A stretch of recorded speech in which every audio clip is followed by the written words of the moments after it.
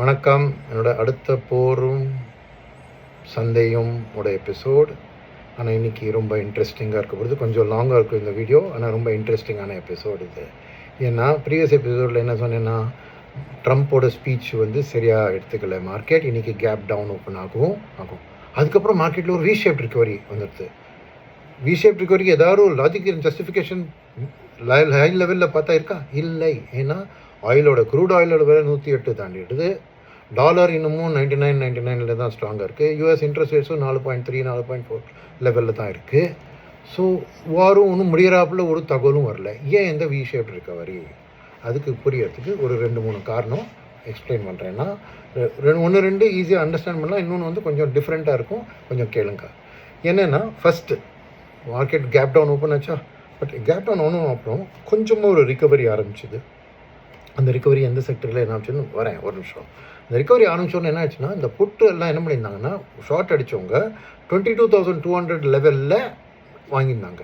So once அந்த 22,000 தாண்டிட்டு அது திருப்பி ஏற கொஞ்சம் ஆரம்பிச்சோன்னா அவங்க டக்குன்னு போய் ஷார்ட் கவரிங் பண்ணுறதுல அந்த ரேலிக்கு ஒரு கிக் ஸ்டார்ட் கிடச்சது. ரைட்டா? ஸோ இனிஷியலாக அந்த எஃப்ஐயோட ஷார்ட் கவரிங் முந்தானித்தும் அந்த மாதிரி தான் ஆச்சு, நேற்று அந்த மாதிரி தான் ஆச்சு. பட் எண்ட் ஆஃப் த டேயில் திருப்பி ஷார்ட் பில்டப் பண்ண திருப்பி மார்க்கெட் விழுந்துடுத்து லாஸ்ட் ஹாஃப் அன் ஹவர் 2 ஹவர்ஸில். அது பார்த்துக்கோங்க. இன்றைக்கி அந்த மாதிரி நடக்கலை. அதுக்கு ஏன்னு நான் வரேன். ஸோ ஃபஸ்ட்டு இந்த ஷார்ட் கவரிங் 22,200 லெவல்லேருந்து ஷார்ட் கவரிங்னால மார்க்கெட் பிக் ஆச்சு. பட் செகண்ட் ரீசன் ஏன் இந்த நிஃப்டி க்ரீனில் முடிஞ்சது, ஏன்னா நிஃப்டி எவ்வளோ 33 பாயிண்ட் பாசிட்டிவில் வந்தது நினைக்கிறேன் இல்லையா? ஸோ அதுக்கு காரணம் நம்ம இப்போது ஸ்டாக் மார்க்கெட்டை பார்க்கக்கூடாது, வெளியில் ஒரு மார்க்கெட்டை பார்க்கணும். இன்னொரு மார்க்கெட். என்ன மார்க்கெட்? அது கரன்சி மார்க்கெட். அதாவது ருப்பி டாலர் கரன்சியோட மார்க்கெட். அங்கே ரொம்ப இன்ட்ரெஸ்டிங்காக ருச்சிபூர்வமாக ஒரு இது நடந்திருக்கு. அதை நான் இப்போ கொஞ்சம் டீட்டெயிலாக எக்ஸ்பிளைன் பண்ணுறேன். கொஞ்ச நாள் முன்னாடி ஞாபகம் இருக்கும் உங்களுக்கு, ருப்பி ஆல்மோஸ்ட் 95 டச் பண்ணுற லெவலுக்கு வந்தது. 95 கிராஸ் கூட ஆச்சு மிட் டேயில். ஆர்பிஐ கொஞ்சம் கவலைப்பட்டாங்க. என்ன ஆச்சு இந்த மாதிரி திடீர்னு ருப்பி வீக்கன் ஆகுது? ஏன்னா ஆயில் விலை வார் ஆரம்பிச்சதுலேருந்தே ஏறி தான் இருக்குது, எஃப்ஐஎஸும் விற்று தான் இருக்காங்க.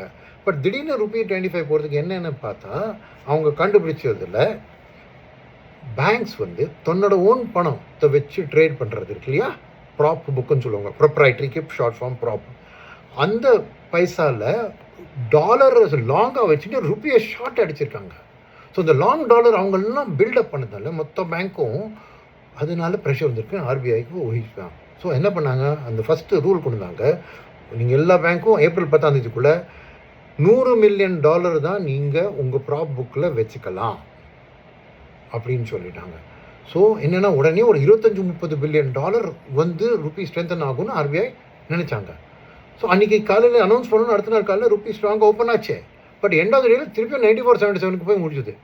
ஆர்பிஐ சோச்சா, நான் இவ்வளோ ஸ்ட்ராங்காக டெசிஷன் எடுத்திருக்கேன், ஏன்டா இன்னும் நகரலை அப்படின்னு போய் திருப்பி இன்னும் கொஞ்சம் இன்வெஸ்டிகேட் பண்ணால் என்ன பண்ணிட்டாங்க, இந்த பேங்க்கெல்லாம் ரொம்ப சாமர்த்தியமாக இந்த லாங் டாலர் பொசிஷனை தூக்கி ஐதர் இந்த நான் டெலிவரபிள் ஃபார்வர்ட் அப்படின்னு மார்க்கெட். நான் டெலிவரபிள் ஃபார்வர்ட்னா வெளிநாட்டில் ருப்பியை ட்ரேட் பண்ணுற மார்க்கெட். அங்கே டெலிவர் பண்ண முடியாது ருப்பி, ஏன்னா இந்தியா ஃப்ரீ கன்வெர்ட்டிபிள் கரன்சி கிடையாது.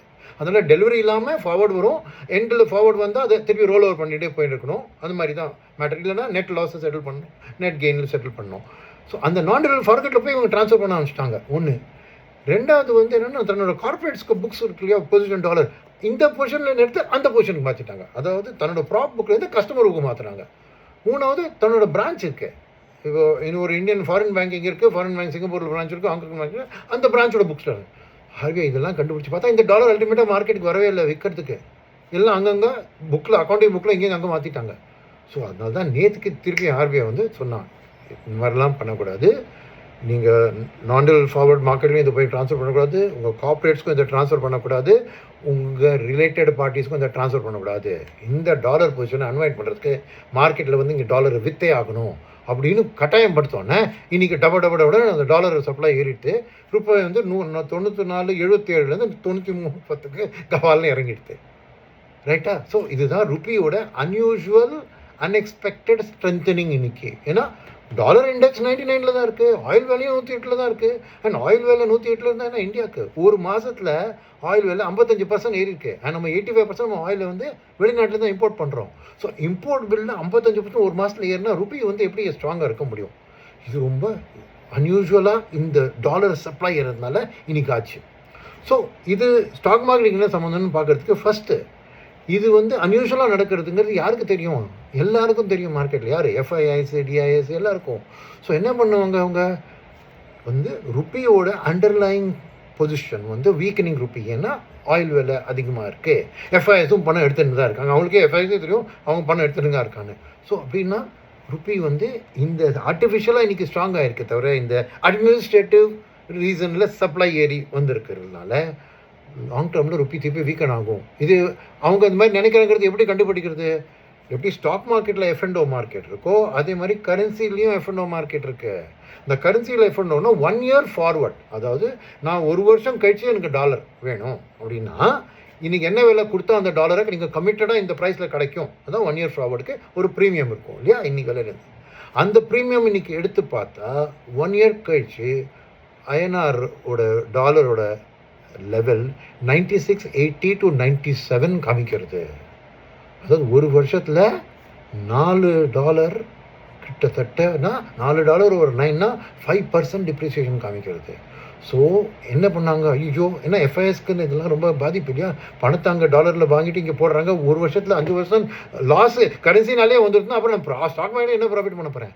ஸோ என்ன பண்ணுவாங்க, தன்னோட பொசிஷனை ப்ரொடெக்ட் பண்ணுறதுக்கு என்ன பண்ணுவாங்க, எந்த செக்டர் டாலர் வந்து ஸ்ட்ரென்தன் ஆகி ருப்பி வீக்கன் ஆகிறதோ அதில் பெனிஃபிட் எடுத்துக்கோமா, அதை வாங்கி வச்சுக்கோ. என்ன ஆன்சர் உங்களுக்கு எல்லாருக்கும் தெரியும், 2 லெட்டர் வேர்டு என்ன, ஐடி, ரைட். ஸோ அதான் இன்றைக்கி போட்டு ஐடி ஷேர்ஸை எஃப்ஐஎஸ் டிஆர் 2 பேர் சேர்ந்து வாங்கியிருக்காங்க. டிஆர்ஸ் எவ்வளோ எஃப்ஐன்னு எனக்கு தெரியல, இன்னும் அந்த டேட்டாலாம் கிளியராக வரல, பட் 2 பேரும் வாங்கினாலும் இங்கே ஐடி இண்டெக்ஸ் 2.6% போச்சு.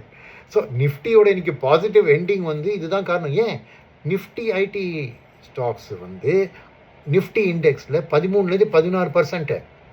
ஸோ சும்மா ஒரு கால்குலேஷன் பண்ணி பார்த்தேன், இன்றைக்கி வந்து நிஃப்டி ஐடி இண்டெக்ஸ் ஃப்ளாட்டாக இருந்துன்னு வச்சுக்கோங்க, என்ன ஆயிருக்கும் நிஃப்டிக்கு 33 பாயிண்ட் ப்ளஸில் இன்றைக்கி என்ன ஆச்சுன்னா நிஃப்டி ஐடி இண்டெக்ஸ் ஃப்ளாட்டாக இருந்தால் இன்றைக்கி 66 பாயிண்ட் மைனஸில் இருந்திருக்கும் Nifty. So the second reason இன்றைக்கி இந்த ரிக்கவரிக்கு இந்த ஐடி செக்டரை போய் வாங்கினது, அதனால ஐடி செக்டரோட ரேலி தான் நிஃப்டியை வந்து தூக்கியிருக்கு. ஸோ அதுதான் செகண்ட் ரீசன், ரைட். இன்ட்ரெஸ்டிங்காக இருந்தது இல்லையா. மூணாவது ரீசன் என்ன தான் சொன்னேன் இல்லையா, ஃபஸ்ட்டு ஷார்ட் கவரிங் நடக்கும், அந்த மாதிரி பல நாள் முன்னாடி கூட இந்த மாதிரி நடந்துருக்கு. Gap down opening, short covering, market recover ஆகும், எண்டில் திருப்பி மார்க்கெட் அப்படியே ஃபிசில் அவுட் ஆகிடும். ஏன்னா ஃப்ரெஷ் ஷார்ட்ஸ் பில்டப் பண்ணுவாங்க எஃப்ஐஎஸ். இன்றைக்கி அந்த அளவுக்கு ஃப்ரெஷ் ஷார்ட்ஸ் பில்டப் ஆகலை. ஏன்னா நாளைக்கு லீவு, குட் ஃப்ரைடே, உலகெங்கும் லீவு. 3 நாள் லீவுக்கு அப்புறம் அந்த ஷார்ட் பொசிஷன் எடுத்து மண்டே எப்படி இருக்கும் அப்படின்னு ரிஸ்க் எடுக்கிறோம் இல்லையா. ஏன்னா அந்த 3 நாளில் யாருக்கு தெரிஞ்சோம், திடீர்னு வார் எண்ட் ஆகலாம், ஈரான் சரண்டர் ஆகலாம், இல்லை ட்ரம்ப் ஏதாவது பண்ணலாம். அவ்வளோ 3 நாள் 72 மணி நேரத்தில் என்ன வேணால் நடக்கலாம்னு சொல்லிட்டு அந்த லாங் டெய்ல் வீக்கெண்டோட ரிஸ்க் எடுக்க வேணான்னு இன்றைக்கி அந்தளவுக்கு ஷார்ட் பில்டப்பும் ஆகலை. ஸோ அந்த மார்க்கெட் எண்டில் வந்து அந்த ரேலி கொஞ்சம் சஸ்டெயின் ஆகிடுத்து, விழலை. ஸோ இதெல்லாம் தான் இன்றைக்கி மார்க்கெட்டோட எக்ஸ்ப்ளனேஷன். உங்களுக்கு என்ஜாய் பண்ணியிருப்பேன்னு நினைக்கிறேன். ஸோ இப்போ வருங்கால வாரம் எப்படி இருக்கும், அதில் 2-3 மேட்டர் பார்க்கணும். ஃபஸ்ட்டு வந்து என்னென்னா, எஃப்ஐஎஸ் வந்து கண்டினியூஸாக இந்தியாவை விற்று தான் இருக்காங்க. ஏன்னா இந்தியாவை பொறுத்த மட்டும் சுச்சுவேஷனில் ஒன்றும் மாற்றம் இல்லை. $108 ஆயிலு, டாலர் இண்டெக்ஸும் ஸ்ட்ராங்கு. ஸோ இந்தியாவோட சுச்சுவேஷனை பொறுத்த மட்டும் இன்னும் ருப்பியும் வீக்கனிங் ட்ரெண்டில் இருக்குது. ஸோ இப்போ இந்த 2 நாளில் அவங்க இன்றைக்கே 10,000 கோடி விற்றுருக்காங்க, ரைட். 2 நாளில் 18,000 கோடி விட்டுருக்காங்க. இன்றைக்கும் டிஐஎஸால் 7,700 கோடி தான், 2,300 2,200 கோடி ஷார்ட் தான் அவங்க எஃப்ஐயோட செல்லிங்கோட டிஐயோட பைங். 2 நாள் சேர்த்தா கூட கிட்டத்தட்ட 4,000 கோடி கம்மியாக வாங்கியிருக்காங்க டிஐஐ. ஏன்னா அது கம்மியாக காரணம் என்ன, அவங்க பணம் நிறைய யூஸ் பண்ணிட்டாங்க. ஜனவரிலேருந்து இப்போ பார்த்தீங்கன்னா 2.3 to 2.4 lakh crore டிஐ பைங் வந்திருக்கு.